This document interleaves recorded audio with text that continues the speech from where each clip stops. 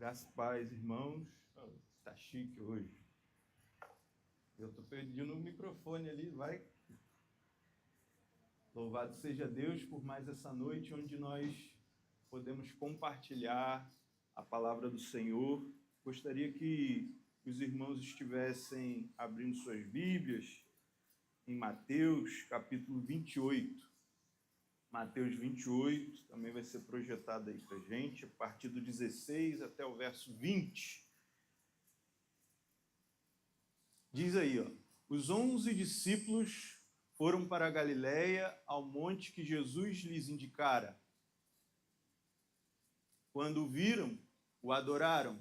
Alguns, porém, duvidaram. Então, Jesus se aproximou deles e lhes disse: toda autoridade me foi dada nos céus e na terra. Portanto, vão e façam discípulos de todas as nações, batizando-os em nome do Pai, do Filho e do Espírito Santo, ensinando-os a obedecer a tudo o que eu ordenei a vocês. E eu estarei sempre com vocês até o fim dos tempos. Amém? Irmãos, nós hoje eu quero abordar o tema discipulado. E o discipulado como tarefa para todos. Tá? O discipulado ensinar se já obedecemos o que Jesus ensinou. No texto que a gente acabou de ler aqui, Jesus, depois da sua crucificação, da ressurreição, ele pede aos seus discípulos que o encontrem em um monte, que não é descrito qual, lá na Galiléia. Quando esses discípulos o encontram, uns o adoraram, outros duvidaram. Tomé provavelmente estivesse nesse grupo aí. Jesus, então, vai iniciar a sua fala dizendo que ele, Jesus, tinha recebido toda a autoridade, o que significa que agora todo o poder legal e universal estavam em suas mãos. E é com base nessa autoridade que os discípulos de Jesus deveriam, então, fazer discípulos de todas as nações. A palavra nações aqui, ela não é só uma questão geográfica, espaço, mas significa que Jesus devia ser pregado a todas as pessoas, sejam judias ou não. Como a gente pode ver lá no livro de Atos, capítulo 2, o cumprimento dessa questão aqui, desse ide, no dia de Pentecostes. Pentecostes era um evento, então, que marcava o final da Páscoa, que era comemorado 50 dias após, Era um tempo onde se celebrava a colheita, primícias, aquilo que Deus tinha proporcionado como colheita para eles. E nos dias de Jesus, também celebrava-se a entrega da lei, os 10 mandamentos a Moisés, lá no monte. Interessante é que, assim como no tempo em que Deus estava entregando a Moisés a lei, ocorreram trovões, relâmpagos, som de trombeta, um monte fumegava, e Deus respondia a Moisés através de trovões. E agora, no dia de Pentecoste, naquele momento ali, naquele evento, lá quando Jesus, já ressurreto, estava sendo anunciado, os discípulos pregavam, e enquanto isso acontecia, houve um som, um evento sonoro, e línguas repartidas como de fogo apareceram também sobre a cabeça de pessoas e tal. E os discípulos falavam numa língua e as pessoas ouvintes ouviam na sua própria língua. Então veja que há aí uma ligação. E O Espírito Santo fez com que todas essas pessoas compreendessem sua própria língua. Então, nós vemos aí a ação do Espírito Santo de Deus fazendo com que a comunidade de discípulos cumpra a sua missão de fazer discípulos de todas as nações. Seguindo no texto de Mateus aí 28, se você não deixou sua Bíblia aberta, é importante que você mantenha a Bíblia aberta. Faça aí suas anotações também. Ainda não tem núcleo, né, para compartilhar, aí como eu fiquei da parte da manhã cheio ali de vontade de compartilhar, você arruma alguém aí, um inocente, para você ficar compartilhando enquanto o núcleo não volta. E vai guardando um pouquinho também, né, para depois. Seguindo no texto de Mateus, aí, o verso 19, diz que os novos discípulos deveriam ser batizados em nome do Pai, em nome do Filho e do Espírito Santo. E aí nós vemos o batismo, né, como um sinal, como selo da remissão dos pecados, de que fomos também justificados por Cristo.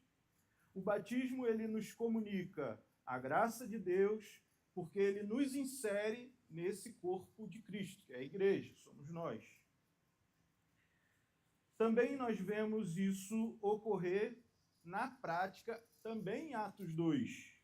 Quando a gente olha para a pregação de Pedro, Pedro prega ali, após o repartir de línguas de fogo e tal, ele prega e após a sua pregação, alguns perguntam, né? E o que a gente faz com isso? Depois que você pregou, o que temos que fazer? E aí Pedro fala, arrependimento, né? E sejam batizados.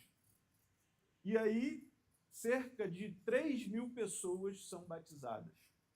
Então, veja, o batismo, né, ligado ao ID, à pregação, porque é esse sinal de graça, esse selo de graça em nossas vidas que nos insere no corpo, nos sela como corpo, né?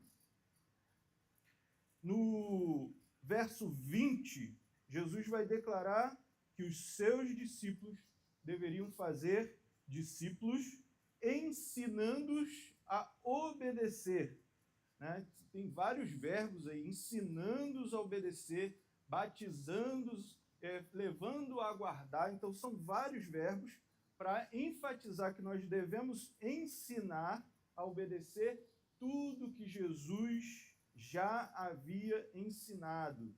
Ser discípulo de Jesus é ensinar o que ele ensinou. Tudo começa e tudo deve sempre estar fundamentado no que Cristo fez.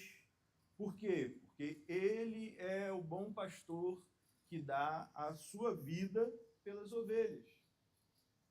Jesus, ele disse que para segui-lo é necessário que negue-se, pois, a si mesmo, tome a sua cruz e siga-me.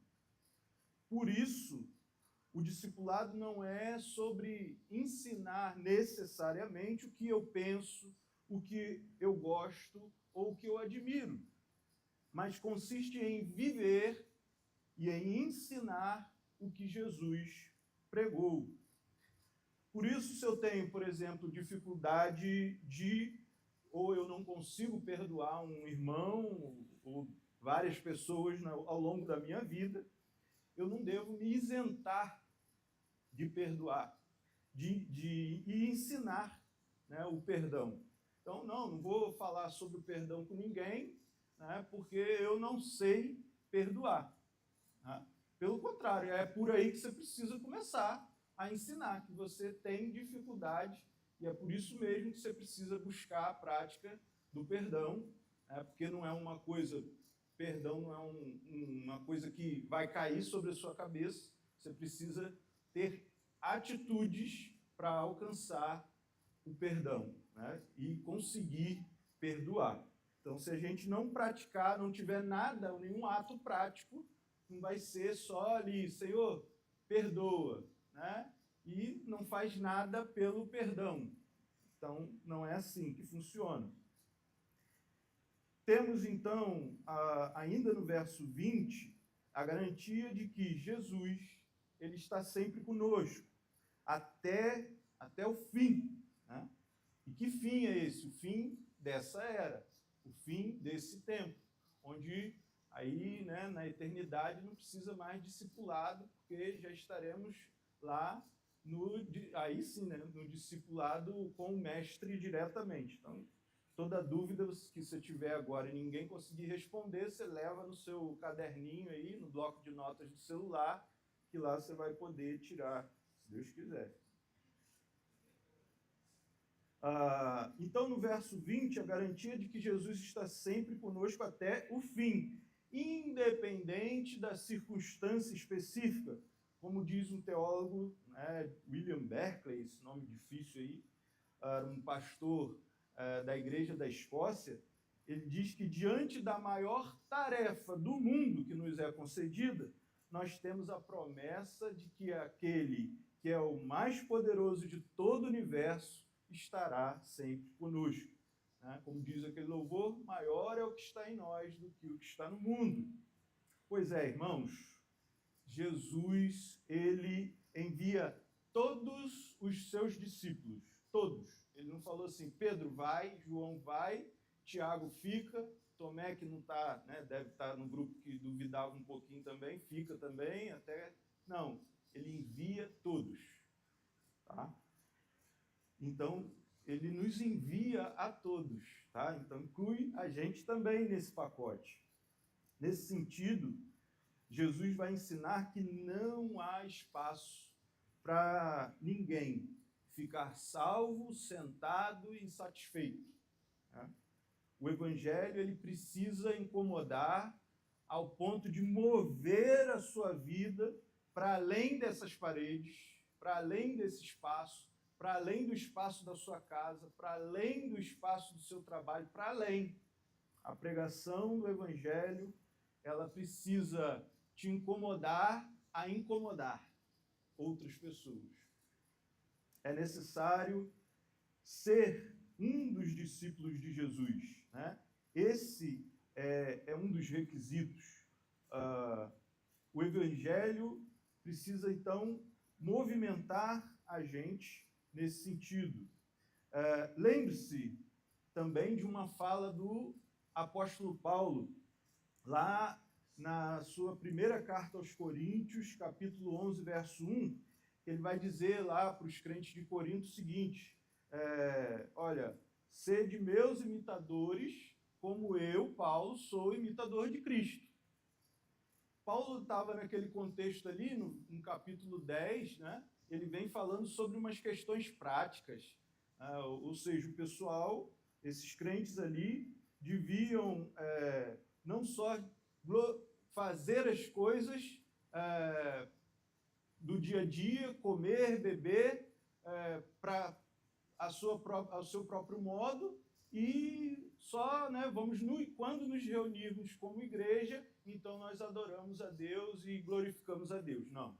Paulo fala o seguinte, seja comer, seja beber, coisas comuns, ou qualquer outra atitude seja feita para a glória de Deus. Então, Paulo está estimulando essas pessoas a imitarem a sua prática cristã. Não é só uma questão teórica e filosófica. Era para que a gente seja imitador de Cristo, é uma questão prática, é no nosso dia a dia, uma aplicação diária. É importante para a gente, então, perceber que o discipulado ele não termina nunca. Nunca enquanto a gente está aqui, né? Tem tempo para acabar, graças a Deus. Mas enquanto a gente está nesse mundo, nós não terminamos o discipulado. Jesus não vai te dar o título de mestre. Ele continua chamando seus discípulos de discípulos.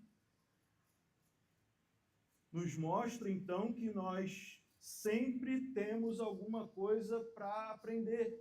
Nunca sabemos tudo.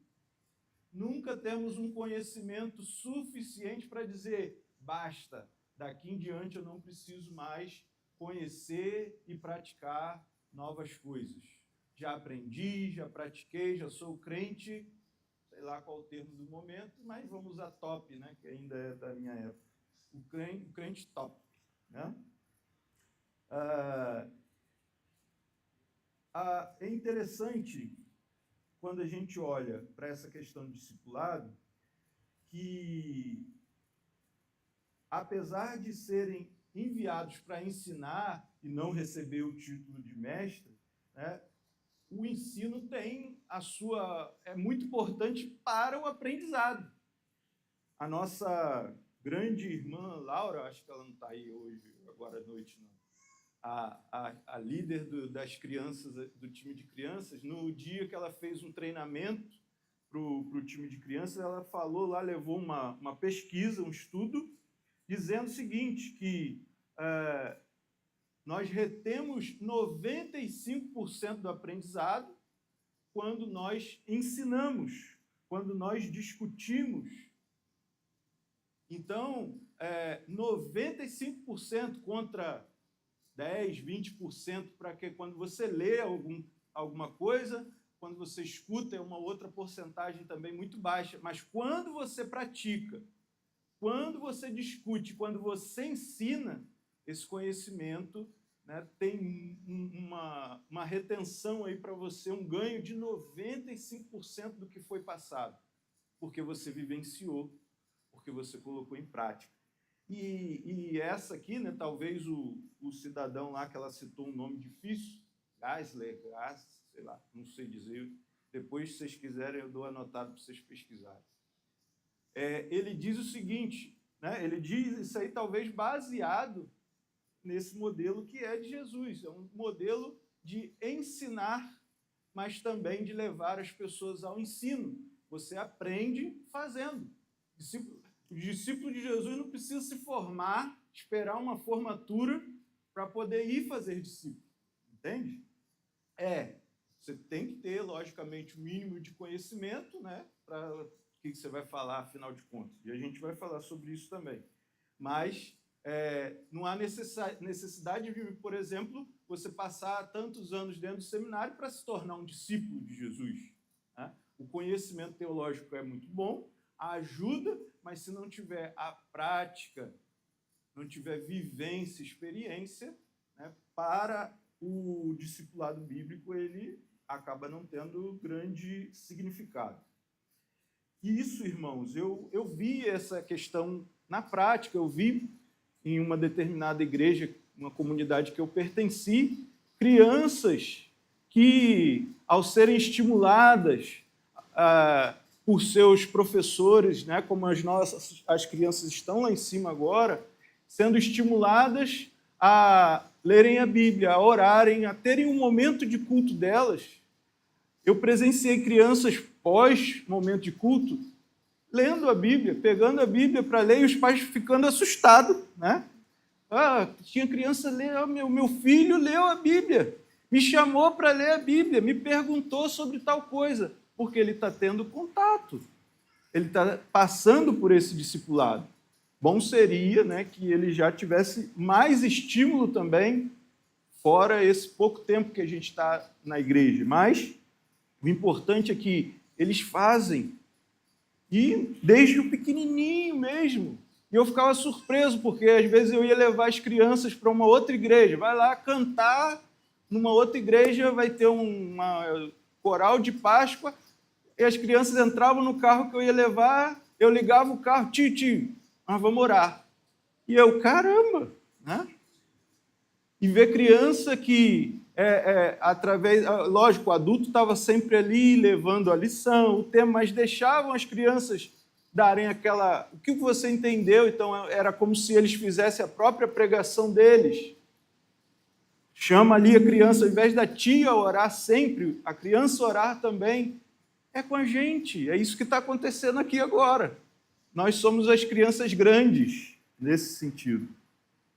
Então, o nosso mestre, ele prometeu estar presente todos os dias, e é com base nessa promessa que a gente também percebe o seguinte: não tem dia para ser discípulo. Se Jesus vai estar com a gente todos os dias, não, o dia do discipulado Cadê o Lucas? Tá lá atrás. Está marcado para segunda-feira, Lucas e Sara.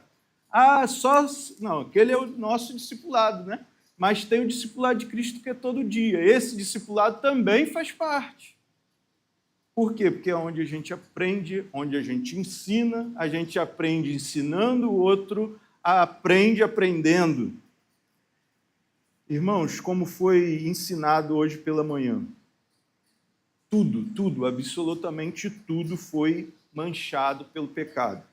Seja a cultura, seja a tecnologia, o pastor Jackson trouxe isso pela manhã. E aí ele pregou uma parte que eu tive que falar assim, bem, já está pregado, não precisa mais já.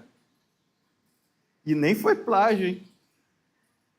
Assim também, tudo que foi manchado precisa ser redimido em nossas vidas. Estamos diante de Deus em todos os lugares e situações e precisamos honrá-lo.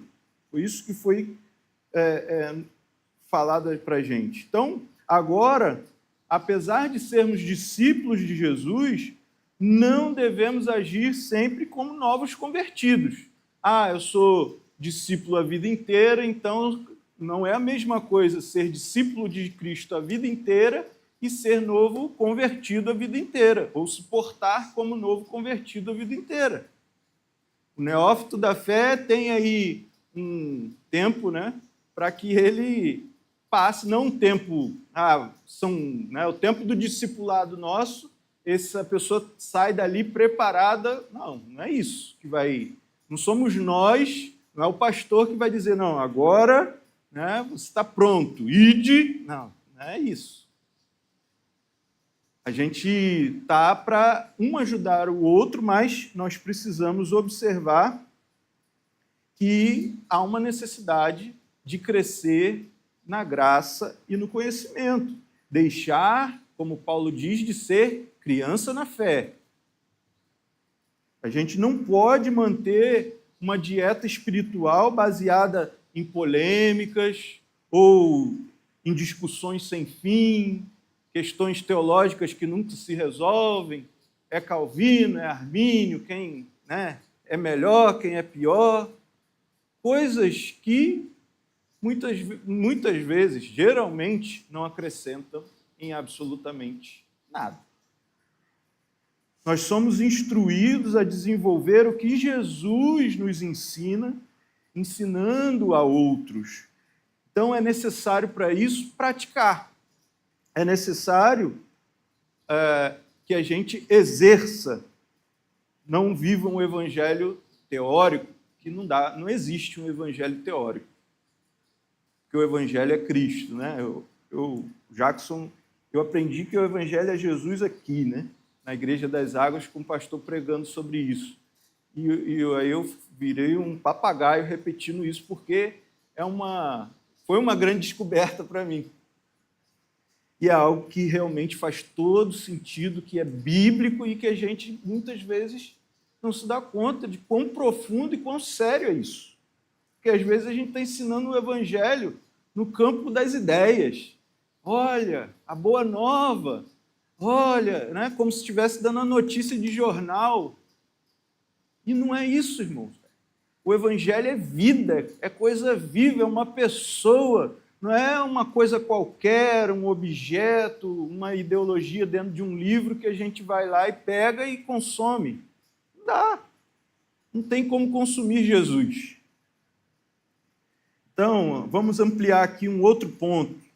Você já deve ter percebido, ao longo da sua vida, uns mais, outros menos, que o ser humano é influenciado e ele influencia como a gente se veste, como a gente come, como a gente bebe, o que a gente lê, o que a gente assiste, como a gente cultua, se apaga a luz na hora da música e acende, Se você prega sem ser pastor aqui de cima ou uma tribuna abaixo, se é de uma maneira mais formal a pregação ou o ambiente, ou se é algo mais informal.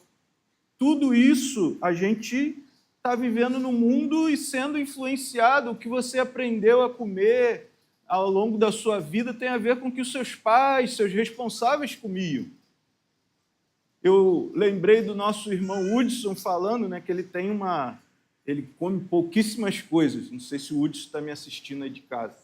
Então, assim, a dieta dele a alimentação dele é super restrita, não come um monte de coisa. Aí veio o filhinho, Miguel, e ele falou, cara, ele come de tudo, e a gente dá um monte de coisa, ele come, eu fico bobo porque eu não como aquilo.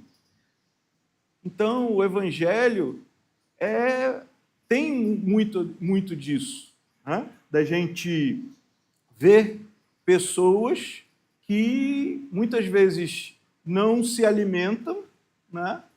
Não querem um alimento que Deus está te proporcionando, não quer aquela nutrição. Tem ali, você não quer, mas também nem reparte, né? Até porque você não sabe o gosto, aí fica difícil, aí tem que fazer como o irmão Hudson. Ó, isso aqui é bom, eu não como, não siga seu pai, não sigo o meu exemplo, né?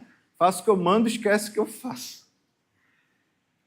E no Evangelho não é uma coisa saudável, né? A gente falar para o irmão assim, não faz isso, ó, esse é o certo, mas eu não vivo isso.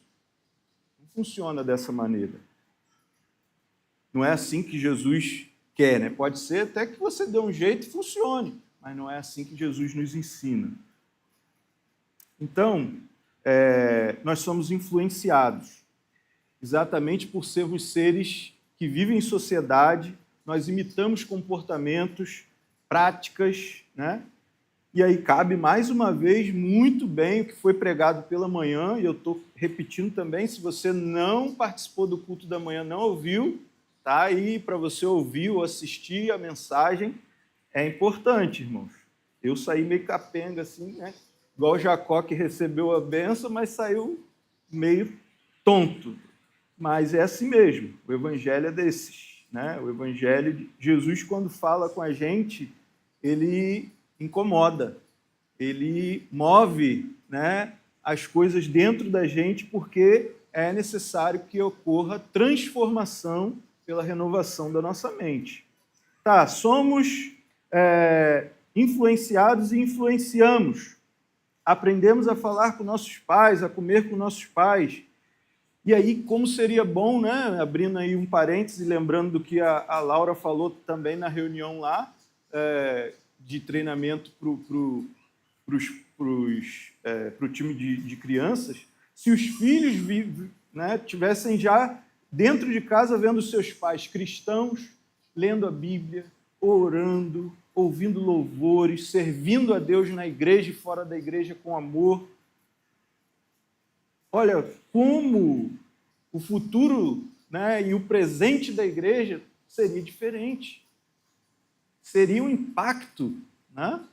É um impacto que a gente pode provocar. Assim como as crianças aprendem olhando, nós também adultos aprendemos, talvez de uma maneira mais lenta ou modificada, a gente faz mais consegue já fazer uma seleção, e bom que a gente faça, por isso discernimento espiritual é importante. Então nós somos assim na igreja, nós olhamos o comportamento e imitamos. Então, às vezes a pessoa chega tímida na igreja, e aí fica assim, né? Está chegando, não sei se pode levantar a mão, se dizer um aleluia. Aí eu, né, vejo às vezes a irmã Roseli, por exemplo, né, que é mais espontânea no culto, e aí, aqui eu posso, né, eu posso dizer aleluia, eu posso glorificar a Deus um pouquinho mais alto, eu posso me movimentar, eu posso dançar, né? Eu não danço nada, mas na hora do louvor, os irmãos se mexem aqui, eu me mexo de lá. Então, como expressão da nossa alegria, não é que a gente vai, né, sair, saltitar e tal, né? Não é isso, porque o culto não é por isso, mas ter liberdade, né? O culto é liberdade, e aí a gente vai com o discernimento espiritual, sabendo o que convém, o que não convém. O Espírito Santo, ele só vai nos lembrar aquilo que a gente aprendeu. Não adianta vou pregar o evangelho, vou aí o Espírito Santo vai me conduzindo, me dizendo, me falando, né, me dando um sopro aqui. Não é Jesus, Espírito Santo não é ponto eletrônico que fica soprando ali na sua orelha, fala. Né? Então é necessário que a gente, enquanto igreja, tenha interesse pelas Escrituras, que a gente procure, sim, cursos que possam edificar a nossa fé. Né? Então, muitas vezes, também, né, vira aquele extremo de que se a teologia não é... Não, a teologia ela é importante, é um instrumento muito valioso, desde que bem utilizado. Todo instrumento só é bom, né? A arma, por exemplo, inventaram lá, não sei a que motivo, e é usada para matar, mas a arma, num primeiro momento, se foi usada para caça, por exemplo, né? Mais fácil de matar um animal, menos dor para o animal, sofrimento, e abate o animal e a gente se alimenta desse animal. Não vamos pensar em como um animal é abatido, né? Que aí vai dar polêmica, o pessoal que não come carne e tal. Bem, então, seguindo aqui nessa questão de influência, influenciarmos, por que então a gente está na igreja? A gente precisa, nesse processo de discipulado, considerar a igreja como uma instituição de ensino mesmo, que deveria, né? Deve ser, mas não no modelo didático do mundo. O modelo de ensino deve ser o modelo de Jesus, aquele modelo que não se preocupa com as estatísticas, né? Mas que se preocupa com a glória de Deus. Jesus ensinava o reino de Deus a uma só pessoa com o mesmo entusiasmo que ele ensinava a uma multidão. E hoje, às vezes, o pregador só quer falar se tiver igreja lá. A igreja esvaziou, pastor. Né? Teve uns dias aí que não deu uma... Então, né? Por isso que alguns pastores fecham a igreja no carnaval, porque não tem ninguém. Mas aí, na lógica bíblica, se tiver um, a igreja precisa funcionar, porque o ensino da palavra não pode parar. Já é só uma vez por semana, né? Lógico, não é só uma vez por semana. Se você pegar as leituras bíblicas que são diárias, né, com os devocionais que são gravados, dá um trabalheira danada para fazer, Wagner fica lá postando 6 horas da manhã, não é isso? Aí chega aquele... Né? Ó, Wagner que postou, já está acordado. Não é para mandar mensagem para o irmão, não. Então, né, tem a oração, tudo isso a gente aprende também, mas levando em consideração que a ministração maior é no domingo, uma vez por semana. E aí, como disse o pastor, pela manhã, e ainda assim, às vezes, nesse um dia, né, tem dia que não dá para vir de manhã e de noite, então, nesse momento, poucos minutos, às vezes a gente nem assim se concentra. Então, a igreja tem que ser observada e considerada como uma instituição de ensino, mas não nos moldes do mundo. Então, Jesus ensina, seja uma multidão, da mesma maneira, com o mesmo entusiasmo, porque ele não corria atrás desses reforços estatísticos, mas ele fazia o que o Pai havia ordenado a ele. Ele estava determinado em cumprir o que Deus Pai havia determinado para ele. Em alguns casos, até Jesus termina os seus estudos sozinho com os 12. E ainda pergunta para os 12 se vocês não querem também seguir a multidão? Porque a multidão ouviu duro esse discurso. Vamos embora, vira as costas para esse doido aí. E às vezes, há momentos em que a pregação do Evangelho pode nos distanciar das maiorias e dos maiorais. Veja, observe, preste atenção. Há momentos, né? Não deve ser a intenção também primeira do nosso ensino do discipulado cristão. É algo que pode vir a ocorrer. Não é que Jesus saía expulsando todo mundo, mas é que a verdade, quando pregada, mesmo pregada com amor, com justiça, espanta. Por quê? Porque tem gente que não está disposto, talvez naquele momento, não sabemos se em outro momento estará, mas A nossa função, a nossa parte não é pregar. Eu vou pregar o evangelho, tem que ganhar almas para o Senhor.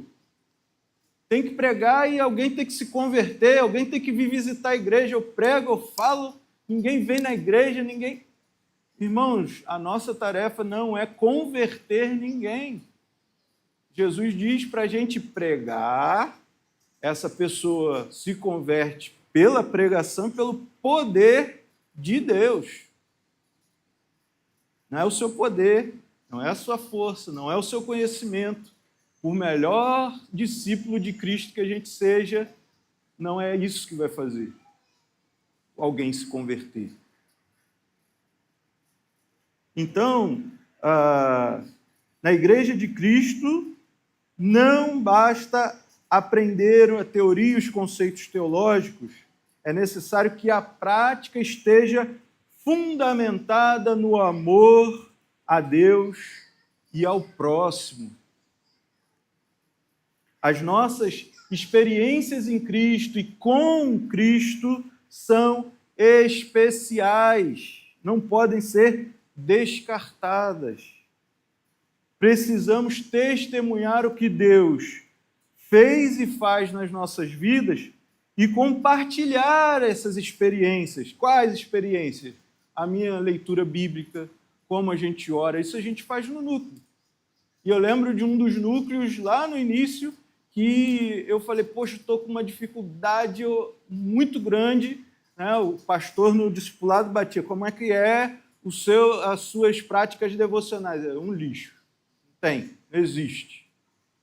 E aí, depois de um tempo, você vai ali capengando e vai até... Tá bom, não tá top ainda, né? Está precisando melhorar, precisa melhorar. Sempre tenho que melhorar, irmãos. Mas, lá quando estava zero, né, nada, aí eu falei isso no núcleo. E aí a irmã falou assim, poxa, nossa, eu estava aqui cheio de vergonha, porque ia chegar a minha vez e eu ia falar o quê? Mas o irmão que está aí, vejo você e tudo, e sempre está pela igreja e tal, e está com essa dificuldade. Eu falei, é porque aqui, na igreja, que eu tenho sido fortalecido.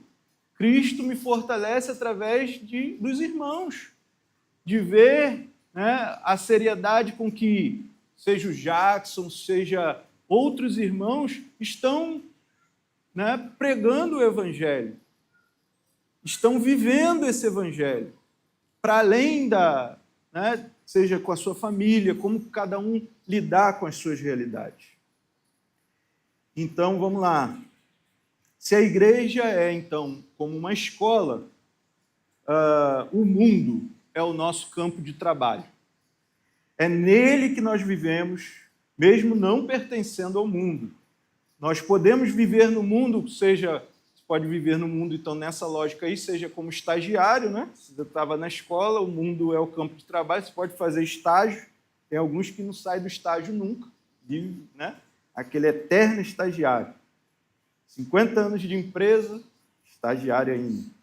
Ou também, né, chega um tempo que a gente precisa estar no mundo, nesse campo de trabalho, como trabalhadores experientes. No processo de discipulado, a gente vai se deparar com várias situações sérias, situações de tentação, aflição, momentos em que até os mais experientes podem ser surpreendidos pelo pecado, pelos efeitos do pecado, momentos em que a vontade de desistir parece ser maior do que todo aprendizado e experiência com Cristo. Mas é também por isso que Cristo prometeu estar com a gente sempre, para dar esperança aos abatidos, aos cansados, enfraquecidos pelos dias sufocantes da vida. E às vezes ainda chega aqui de manhã, o ar-condicionado não pode ser ligado, né? O pessoal do louvor tem que ensaiar com um gogó seco, só molha na água que ainda está quente, porque o bebedouro acabou de ser ligado, suando, né, Deus? Derretendo ali. Aí eu falei, quem gosta do Pentecostes tem que ter língua como fogo. Brincadeira, irmão. Então, nesses dias sufocantes, que a experiência, e aí não só a sua experiência, mas a experiência de irmãos que vão compartilhar as suas vivências com Cristo em situações talvez não a mesma, mas parecida, mais próximo possível. E isso vai te fortalecer em Cristo e por Cristo e para Cristo. Não é o irmão em si que é o maioral, né, a maior experiência e tal. Veja, irmãos, que no verso 17, Jesus ele vai se dirigir aos discípulos. Como eu disse, tanto aos que adoraram, quanto aos que duvidaram. Jesus é que se aproxima deles, deu a tarefa da vida dos indivíduos foi dada ali, e ainda assim tinha indivíduo duvidando. Essa palavra, que para nós significa aí, duvidaram, ela só aparece 2 vezes na Bíblia. Nessa, que a gente lê aqui no verso 17, e vai aparecer outra vez lá em Mateus 14, 31. Quando Jesus está questionando Pedro, né? Jesus andando sobre o mar, Pedro vai lá também, vem Pedro, aí Pedro vai, crê, tem fé, e daqui a pouco Pedro vê o vento, o mar revolto, de novo aquilo bate um medo e ele afunda. Jesus socorre Pedro e pergunta e fala-se para ele: homem de pequena fé, por que você duvidou? Esse duvidou é a mesma aqui. Então, irmãos, a dúvida, o apóstolo Pedro, né, aparentemente um líder entre os demais ali, pelo que a gente lê nas Escrituras, mas a questão é, a palavra é duvidar mesmo. Alguns vão tentar aí, né, trazer, não é tanto isso, aquilo, enfim, a palavra é dúvida. Então, às vezes, uns vão adorar a Deus, a Jesus como quando veio, e outros vão duvidar, é Jesus mesmo? Sabe aquela bênção que você orou, recebeu e duvidou se foi Jesus. É de Jesus? Jesus é você que está me abençoando? Ou, às vezes, até esquece que orou por aquilo e que Jesus está né, tá atendendo a sua oração. Isso significa, irmãos, que mesmo sendo homens de pequena fé, mesmo tendo dúvidas, é possível ser vocacionado, é possível ser enviado. Não quer dizer que você deve ficar com aquela dúvida o resto da vida, mas sempre haverão novas dúvidas. O importante é que, mesmo com dúvidas, você continue obedecendo. Então, ser um discípulo não significa estar isento de dúvidas ou ter todas as respostas. Lembre-se novamente que toda autoridade é de Jesus. Ele diz: toda autoridade me foi dada, nos céus e na terra. Então, toda autoridade, todo poder dele. Portanto, ide, vão, façam discípulos. É com base no poder de Deus. Então, irmãos, para fechar, eu quero recapitular aí com vocês. Jesus, primeiro ponto, Jesus te quer como discípulo dele. E os discípulos de Jesus são conhecidos por amar uns aos outros como ele nos amou. Vou repetir, João 13, 34, 35. Os discípulos de Jesus são conhecidos por amar uns aos outros como ele nos amou.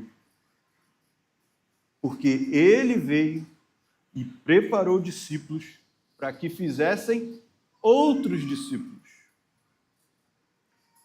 Outro ponto, discipular é levar pessoas a Cristo.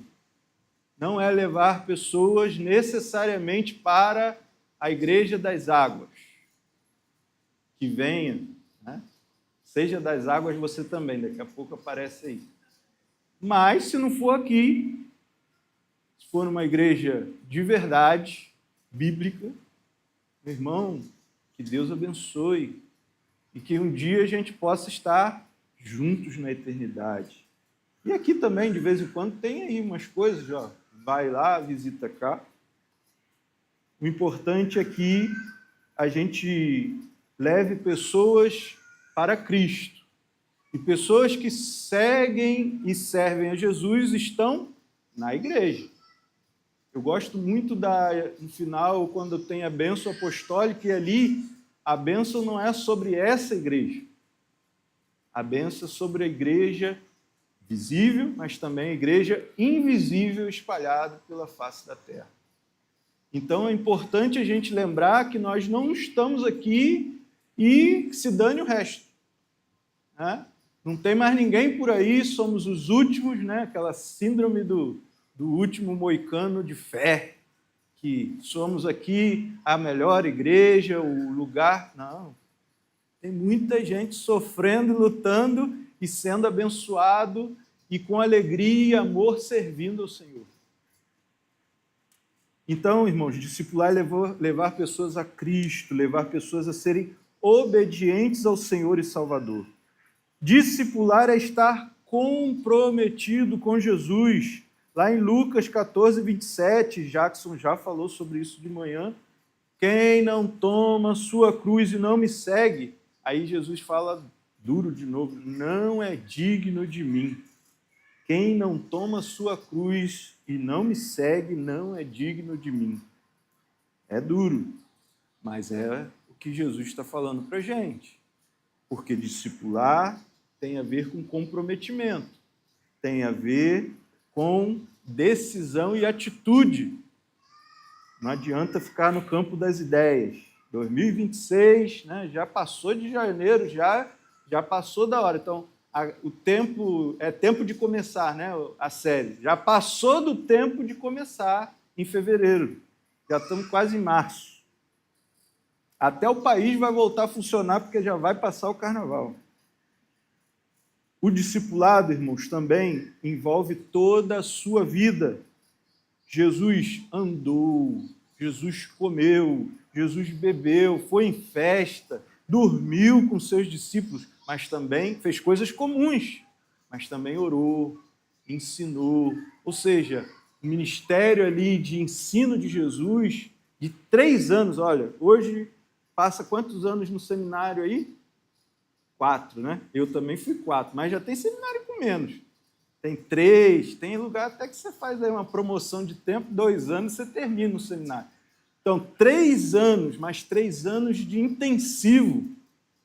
Porque às vezes a gente só quer também ter discipulado o encontrozinho de segunda lá com o irmão e não olho para a cara do irmão, não pergunto como que está o irmão, não vivo com o irmão, não quero saber de mais nada. Isso não faz parte do processo de discipulado. Discipulado é a sua vida toda. O outro precisa saber como que você vive em casa, como que você... Né? Lógico, não vai dar para fazer com todo mundo, mas aqueles a quem você discipula tem que ter um conhecimento mais aprofundado aí.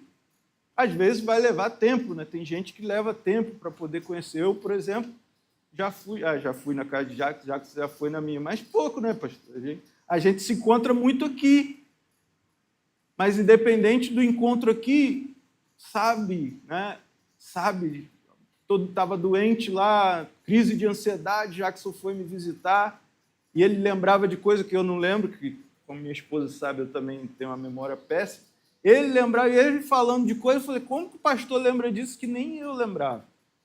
Porque essa convivência, essa questão de discipulado, e aí, como é que está? Você não estava bem para orar, para ler a Bíblia, e aí? Está lembrando, está ali, né? Pega no pé mesmo. Né? Tem que pegar no pé. Discipulado, às vezes, é pegar no pé. Sabe, aquela coisa de só bate nas costas. Amigo de verdade, amigo bíblico, chama a sua atenção. Processo de discipulado na amizade. O discípulo envolve toda a sua vida. O discípulo precisa ter um coração ensinável. A gente viu aí, eu falei, e vimos nas Escrituras, e vemos sempre através das ministrações aqui e do que a gente lê nas Escrituras, que nós precisamos estar sempre aprendendo. conhecimento bíblico, crescer, transformação de mente. Não há um botão que você aperte, virei crente, né?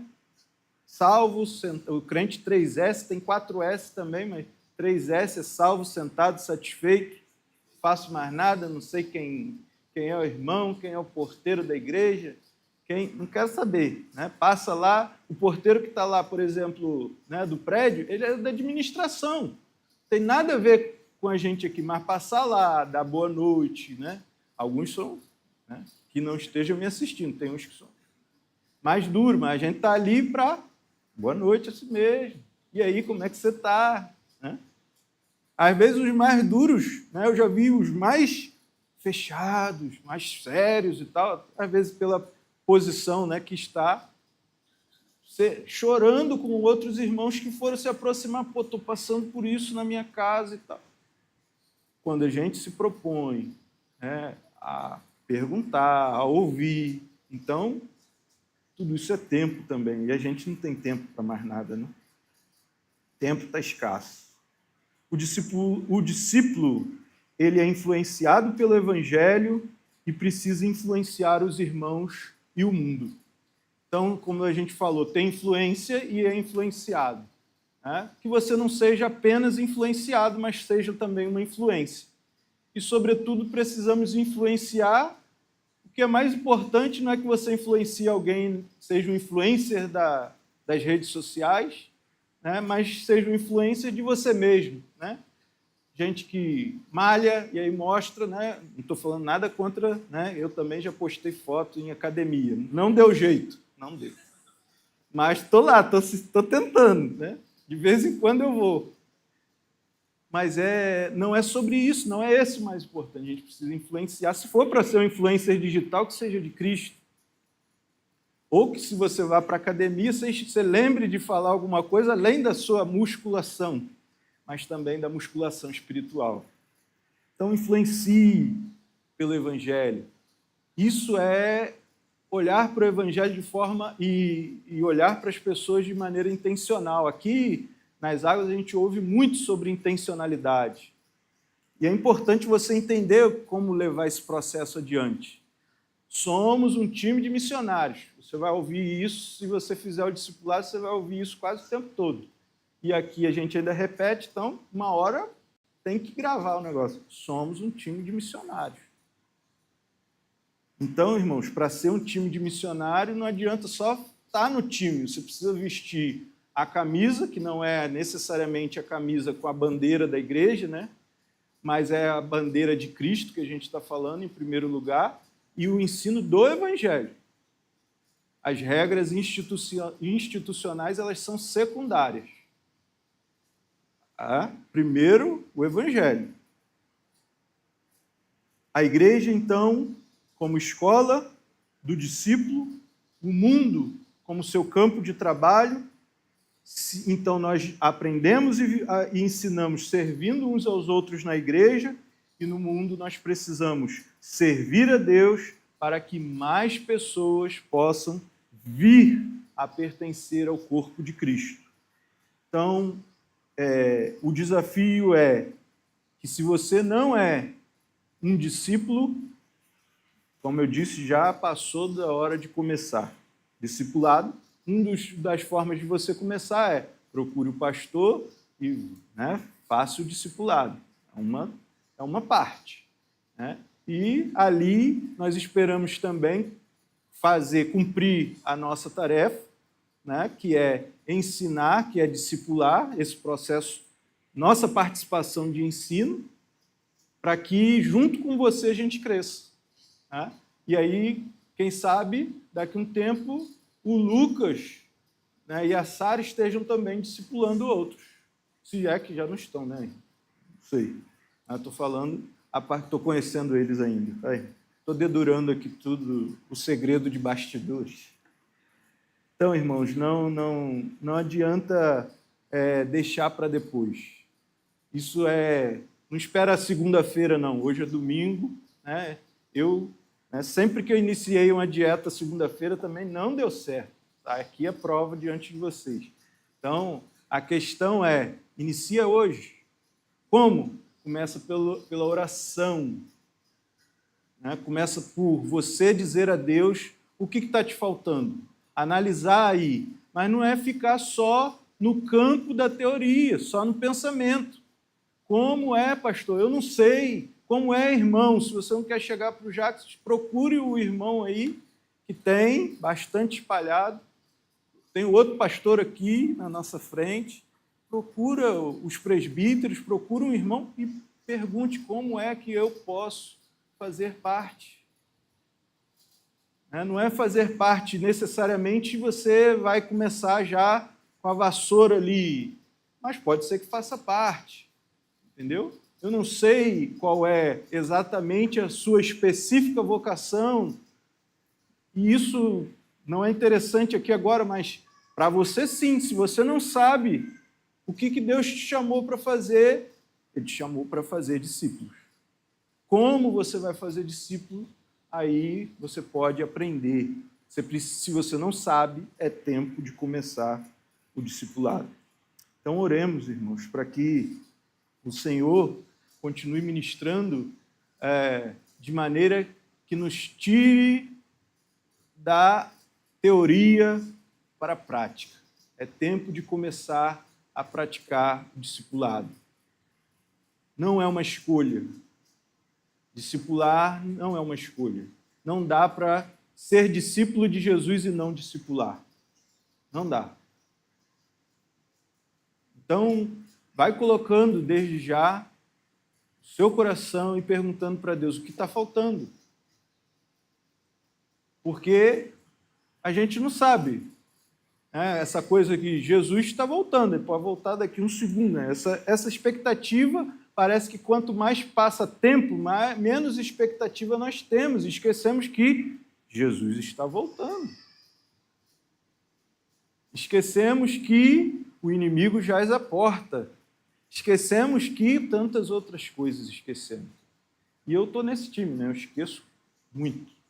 Preciso relembrar, preciso pregar para mim, preciso ouvir, mas se você não se expõe à pregação, se você não se expõe à igreja, se você não se expõe ao aconselhamento, se você não se expõe ao discipulado, se você não se expõe a servir, como é que você vai, quando você vai aprender e quando você vai começar a praticar o ensino? E às vezes você não, como eu disse, o ensino não tem a ver com o canudo de mestre e doutor. O ensino do Evangelho é com Cristo e em Cristo e com os irmãos, e aí a gente vai crescendo juntos. Curva a sua cabeça. Senhor, louvado seja o teu nome, que desperta a gente da inércia, desperta a gente dos esquecimentos, desperta os nossos corações e mentes cauterizados, enrijecidos pelas coisas que o mundo traz como influência para nós, horas e horas perdidas com redes sociais, rolando tela em celular. Ó Deus, perdoa-nos, Pai, porque não remimos o tempo, não escolhemos o Senhor. Mas ainda assim, mesmo duvidando, mesmo capengando, nós ainda temos a graça e misericórdia do Senhor, que mais um dia nos dá a oportunidade de mudar, nos dá a oportunidade de transformação da mente.